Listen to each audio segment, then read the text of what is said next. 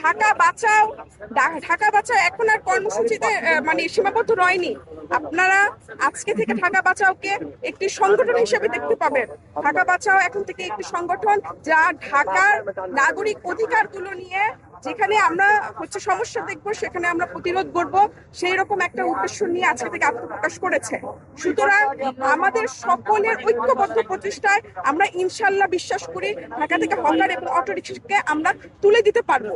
এবং সরকারের কাছ থেকে আমরা সহায়তা চাচ্ছি। সরকার অনেক বেশি নমনীয়তা দেখিয়েছেন। আমার মনে হয় এভাবে সরকার নমনীয় বেশি দিন থাকলে আর এই ঢাকা ঢাকা থাকবে না। সেজন্য যতটুকু কঠিন হওয়া যায় আমরা রাজপথে খুব শীঘ্রই কঠিন হব। তবে তার আগে এতটুকু বিশ্বাস আছে, গণস্বাক্ষর নিয়েছি আমি প্রধানমন্ত্রীর কাছে। এই যে আমাদের গণস্বাক্ষরের বই, আমরা প্রধানমন্ত্রীর কাছে এই বই গণস্বাক্ষর সহ নিয়ে যাব। এটা আমাদের ইচ্ছা, যে আমাদের বিশ্বাস, যেহেতু কেউ চোখে দেখলো না আমাদেরকে, হয়তো প্রধানমন্ত্রী দেখতে পারেন, তিনি দেখতে পারেন, এই আশা আমরা রাখি। সেজন্য আমরা প্রধানমন্ত্রীর উপরে বিশ্বাস এখন করে রেখেছি, আর কার উপরে এই মুহূর্তে বিশ্বাস রাখতে পারছি না। যখন দেখবো যে সেখানেও সমাধান আমাদের হলো না, তখন আমরা ঐক্যবদ্ধ হবে, কঠোর হব। কিন্তু ঢাকাবাসী আমরা এখনো প্রধানমন্ত্রী তারেক রহমানের উপর আশ্বাস রাখছি যে তিনি আমাদের, যখন আমাদের এই গণস্বাক্ষরের বইগুলো তিনি পাবেন, তিনি হয়তো বিষয়টা গুরুত্বের সাথে দেখবেন। এখন যেভাবে ঢিলা আছে এভাবে থাকবে না। আর ঢাকায় তো এখন ফুটপাত নেই, রাস্তাও নেই, তারপরে এখন মানে কোনো জায়গায় নাই ঢাকায়। ঢাকার তো এখন প্রাণ শূন্য।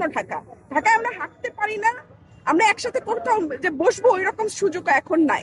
ফুটপাত গুলো একটা প্রতিবন্ধী মানুষের চলাচলেরও যোগ্য না, এত খারাপ দশা যাচ্ছে। সেজন্য একা একা আর কত থাকবো, আমাকে আর আপনারা কত বাঁচাবেন? আমাকে যখনই মারতে আসে তখনই সাংবাদিক ভাইরা ক্যামেরা রেখে আমাকে বাঁচায়। এই যে আমাকে যে আপনারা সহযোগিতাটা করেছেন, এই সহযোগিতা, এই ভালোবাসা থেকে এখন আরো অনেক ভাইয়েরা, অনেক বোনেরা আমার সাথে যুক্ত হয়েছেন। এখন সবাইকে নিয়ে এই ঢাকা বাঁচাও সংগঠন করেছি।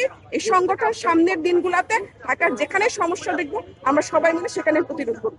আমি আসলে অনুসন্ধানে যাইনি, কারণ ওইটা একটা হামলা, ওটা একটু বড় হামলা। ওই হামলাটা প্রাণঘাতী ছিল, কিন্তু আমার কিন্তু প্রতিদিনই হামলা হয় এখানে। এই হামলাগুলো তারাই দেখে যারা এখানে আসে, যেমন আপনারা যখন দেখতে পান বা আশেপাশে যখন থাকে সে দেখতে পায়। কিন্তু ওই হামলাটা মানে অতি মাত্রায় ছিল। তা আমি তো এই হামলাগুলোরও বিচার কারো কাছে আমি চাইতে যাইনি। আমাকে যে এখানে আমার চেয়ার টেবিল ভেঙে দেওয়া হয়, আমার বই ছিনিয়ে নেওয়া হয়, আমি কারো কাছে এটার বিচার চেয়েছি? চাইনি। ওটা বড় ছিল, আমি ভেবেছিলাম বিচার চাবো, কিন্তু আমার কাছে মনে হলো যে যদি আমি এটার বিচার করতে থাকি, তাহলে আমার যে কারণে এই রাস্তায় নামা আর যে কারণে আমার এই রক্ত দেওয়া, সে কারণটা আসলে সফল হয় না। সেজন্য আমি সে চিন্তায় বাদ দিয়ে দিয়েছি।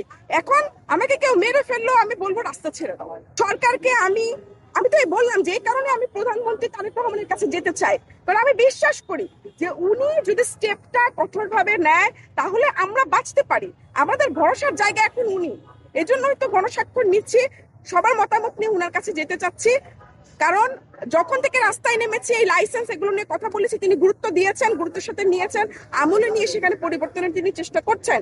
কিন্তু আমরা যখন সংঘবদ্ধ ভাবে উনার কাছে যাব, সংঘবদ্ধ ভাবে এই যে বইয়ের স্বাক্ষর আছে, এটা কিন্তু 10,000 মানুষের স্বাক্ষর, মানে অনেক স্বাক্ষর। এটা নিয়ে যখন আমরা প্রধানমন্ত্রীর কাছে যাব, তিনি হয়তো বিষয়টা আরো অনেক বেশি গুরুত্ব দেবেন, এই বিশ্বাস আমরা রাখছি। সরকারকে সাধুবাদ জানাই এবং আশা করি যে সরকার এক্ষেত্রে সফল হবে।